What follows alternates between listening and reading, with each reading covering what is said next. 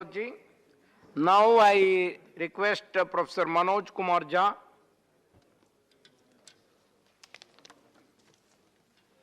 शुक्रिया vice chairman साहब, thank you so very much.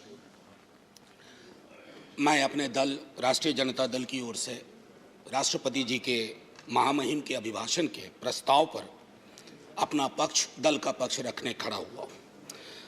माननीय वाइस चेयरमैन साहब, शुरुआत यूं हुई कि गवर्नमेंट ऑफ इंडिया एक्ट 1919 के बाद हमारे यहाँ इस रवायत की शुरुआत हुई। उससे पहले हमारे यहाँ ये परंपरा नहीं थी।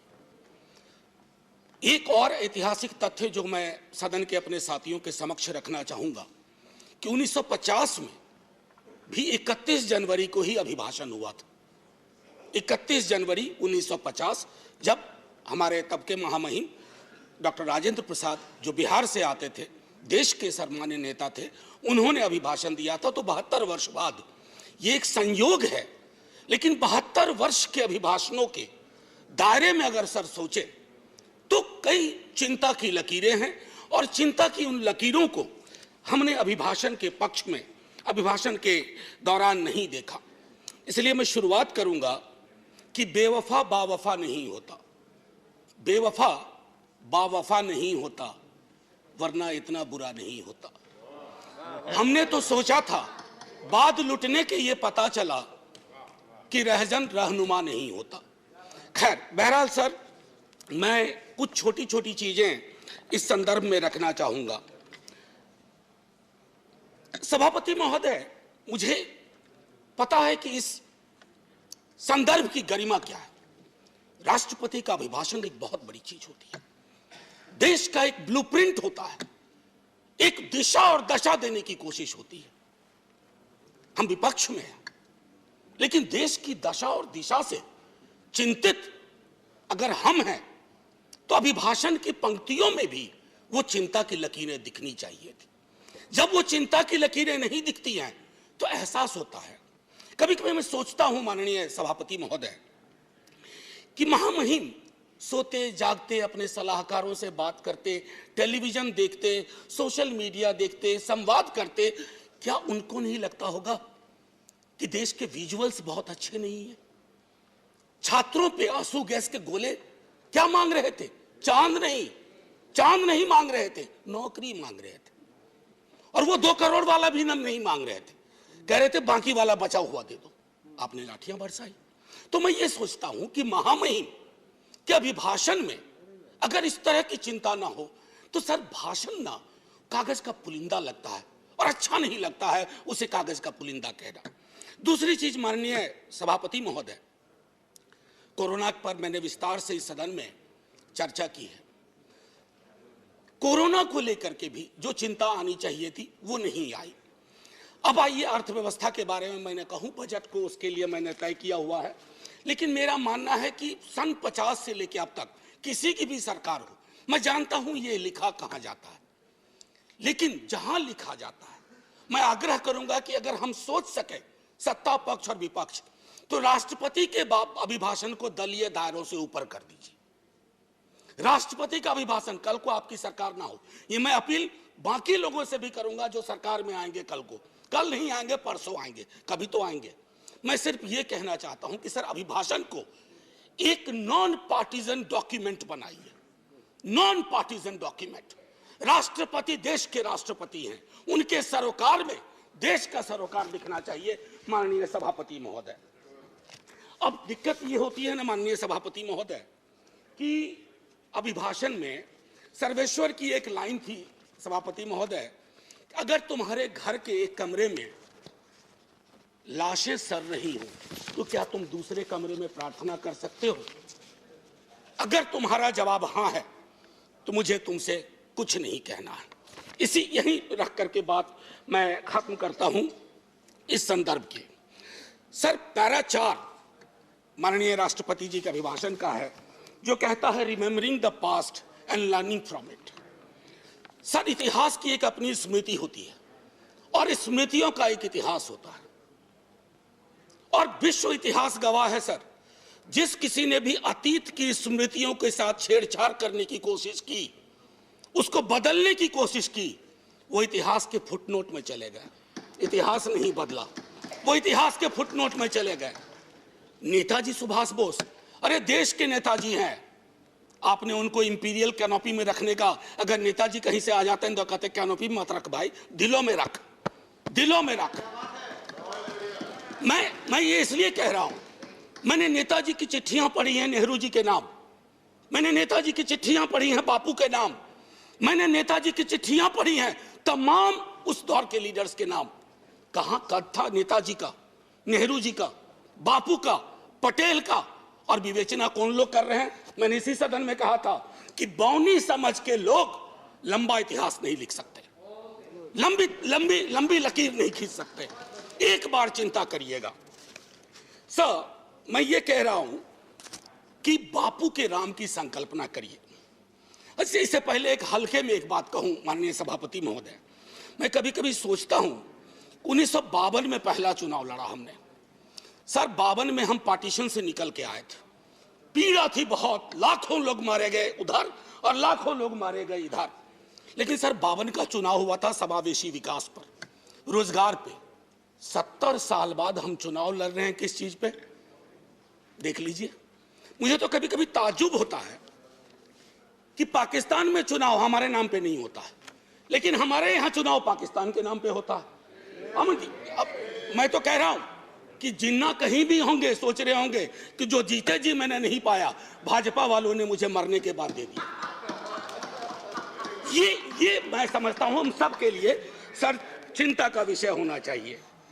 सर, मैंने कहा था कि बापू के राम, जब इतिहास की बात करते हैं सर, ये किताब है प्रार्थना खंड, बापू की किताब है, बापू की प्रार्थनाओं का संकलन है। मैं आग्रह करूंगा सब पढ़ें। जब नोआखोले से लौट के आए बापू, बहुत पीड़ा थी, उन्होंने अपना प्रार्थना बदल दिया। वो प्रार्थना भजमन प्यारे सीताराम की जगह भजमन प्यारे राम रहीम, भजमन प्यारे कृष्ण करीम। आप क्या कर रहे हैं? कृष्ण और करीम के बीच में कटीली दीवार लगा रहे हैं, राम और रहीम के बीच में दीवार लगा रहे हैं। ये दीवारें आज हो सकता है ताली दिलवा रही हों, आप मिट जाएंगे, ये दीवारें भी मिटेंगी, वक्त वक्त की बात है। बस एक बार सोचेगा जरूर, क्योंकि बापू पे माल्यार्पण आप भी करते हैं और बहुत, बल्कि आप चश्मे पे कर दिया, आपने महदूद कर दिया। बापू का चश्मा लीजिए, बापू को चश्मे में मत रखिए, ये मेरा आग्रह होगा। एक चीज तो ये थी सर, माननीय सभापति महोदय, कोविड के संदर्भ में मैं बोलूंगा नहीं, मैंने पहले ही कहा, इश्तेहारबाजी हो रही है। जो सरकारें, मैं सिर्फ केंद्र को नहीं कह रहा हूं, जो सरकारें कोविड के वक्त में नदारद थी, सोशल मीडिया गवाह है, वो सरकार 4 पन्ने का इश्तेहार दे रही है। अब पहले नेता लोग काम करते थे तो लोग कहते थे अरे सोच दम ईमानदार है, काम दमदार है। अब लगता है दूसरे का भरोसा नहीं, खुद ही छपवा दो, सोच ईमानदार काम दमदार। अरे लोगों को बोलने दीजिए। अब देखिए सर, दूसरी चीज कोविड के संदर्भ में मैं आपको कहूंगा, जब आप कहते हैं ना कि फलाने की तुलना में यहां इतने कम मरे वगैरह, 18 से तुलना करते हैं, सर जिन परिवारों के चिराग गुम हुए ना, उनके लिए मौत आंकड़ा नहीं है सर। मेरी बेटी की एक साथ में लड़की पढ़ती थी, 2 बेटियां थी, माता पिता 1 हफ्ते के अंदर दुनिया से चले गए। उसको नंबर बताएंगे हम कि ये आंकड़ा है तुम्हारे बाबूजी का, ये आंकड़ा है तुम्हारी मां का। ये नहीं होना चाहिए सर, इतनी तो संवेदनशीलता होनी चाहिए, सरकार किसी की भी हो सर। समानता और बंधुत्व के संदर्भ में बाबा साहब भीमराव अंबेडकर की चर्चा की गई है। सर मैं क्या कहूं, ये महादेव गोविंद रानाडे लेक्चर है। बस मैं कहना, बाबा साहब ने एक बात बार बार कही थी, वो कही थी कि भैया डेमोक्रेसी को सबसे बड़ा खतरा है हीरो वर्शिप, उससे बचा लेना। लेकिन हमने क्या किया है, पूरी की पूरी डेमोक्रेसी को हीरो वर्शिप में तब्दील की है। आप कहिएगा पहले भी हुआ था, अरे जब पहले हुआ तो अच्छा नहीं था, अगर आज हो रहा है तो बुरा है। क्या हो गया सर, आजकल देखिए शब्दावली बदल गई है। वाजपेयी जी की सरकार एनडीए गवर्नमेंट कही जाती थी, या आपकी भी सरकार शुरू में जब बनी थी तो एनडीए गवर्नमेंट या बीजेपी गवर्नमेंट, अब कहते हैं मोदी गवर्नमेंट, अब हो गई ये केजरीवाल गवर्नमेंट। सर ये जो बीमारी है ना, पूरी सरकार व्यक्ति केंद्रित हो जाएगी ना सर, तो डेमोक्रेसी में दिक्कत क्या हो जाती है कि डेमोक्रेसी को सबसे बड़ा खतरा डेमोक्रेसी को सबसे बड़ा खतरा कल्ट से होता है. If a leader becomes a cult, first the internal democracy is destroyed, then democracy everywhere is destroyed and everybody will suffer. आज भूपेंद्र जी ने किताब लिखी है राइज ऑफ बीजेपी. मैं समझता हूं बीजेपी कहीं अगर ऐसे हालात रहे, he has to write another book, fall of BJP. Sir, अब मैं ये कहना चाहता हूं, जब प्रजातंत्र का मूल है अपने साथियों के लिए आदर और सम्मान की भावना, प्रोफेसर जी सुनने में आपका बहुत अच्छा लगता आपका है. टाइम. सर मैं बस एक आध 2 मिनट लूंगा, उससे ज्यादा नहीं. सर मैं ज्यादा वक्त नहीं लूंगा, इसलिए भी कि वक्त भी अच्छा नहीं चल रहा है. सर, माननीय महामहिम कहते हैं प्रजातंत्र का मूल है अपने साथियों के लिए आदर और सम्मान की भावना. मैं आग्रह करूंगा सबों से, सिर्फ आपसे नहीं, हमारी शब्दावली क्या हो गई है एक दूसरे के लिए. हम युद्ध की शब्दावली का इस्तेमाल करते हैं, हम चुनाव लड़ते हैं एक दूसरे के खिलाफ. किस तरह की शब्दावली का बिहार चुनाव में प्रयोग हुआ और किस तरह की शब्दावली का अभी चुनावों में प्रयोग हो रहा. अरे चुनाव कोई जीते, कोई देशद्रोही नहीं है इस देश में. हमारे आपकी संकल्पना में फर्क हो सकता है. ना मैं आपको देशद्रोही मानूंगा, ना आपको अधिकार देता हूं कि आप मुझे देशद्रोही कहें, क्योंकि तराजू पे तौलिएगा तो शायद चिंता आपको अपनी होगी, मेरी नहीं होगी. ये मैं कहना चाहता हूं. कहां से देशद्रोह का मामला आ गया. सर अब मैं एक एक कर करके खत्म ही करूंगा. मैंने पहले भी कहा था और दोहरा रहा हूं. सर ये जो पूरा का पूरा डिस्कोर्स है, विमर्श, सबको बैठ करके राजनीतिक विमर्श बदलना चाहिए. सब खत्म हो जाएगा. सर अब आइए पारा 15, 1 मिनट और लूंगा, 1-1.5 मिनट. फूड सिक्योरिटी को लेकर के बड़ी बड़ी बातें होती है. सर गोदाम से पेट तक की यात्रा सुनिश्चित नहीं करवा रहे हैं आप. अन्न का भंडारण आपको है, लेकिन हासिल क्या है. 116 मुल्कों में आप 101वें नंबर पे हैं. भूखमरी, पेट की लानत सबसे बड़ी लानत होती है. अगर मंदिर भी बनवा रहे हैं तो उसमें प्रसाद चढ़ाने के लिए पैसा चाहिए. अगर मजार पे जा रहे हैं चादर चढ़ाने के लिए पैसा चाहिए. लोगों के पास कुछ बचा नहीं है. ये चिंता नहीं होनी चाहिए. मैं जानबूझ करके प्रेस फ्रीडम इंडेक्स की बात नहीं कर रहा, मैं जानबूझ करके डेमोक्रेसी इंडेक्स की बात नहीं कर रहा हूं, क्योंकि शांता छेत्री जी के सवाल को खारिज करके आपने विंडिकेट कर दिया कि उनकी भावना क्या थी. सर पैरा 70 आखिरी ही है. पैरा 70 में आते हैं एक भारत श्रेष्ठ भारत. सर बिहार इसमें आता है या नहीं आता, या बिहार से 39 सांसद ले लिए, बिहार का काम खत्म. सर मैंने पहले भी कहा था, अब बिहार ज्वालामुखी के ढेर पे है.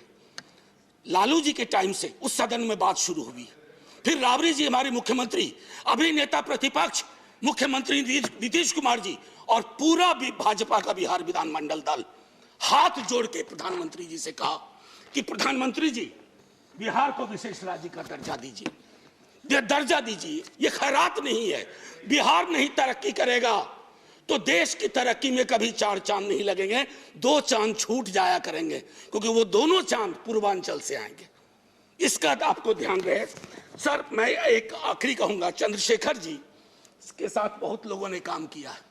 उन्होंने एक बात कही थी बड़ी मार्मिक, रहबरी के सवाल में. घर के डिजाइन में आमतौर पर मतभेद हो सकता है सामान्य दिनों में, लेकिन जब घर में आग लगी हो ना तो डिजाइन में मतभेद नहीं होता है, सबको मिलकर आग बुझाना चाहिए. आज वो परिस्थितियां हैं.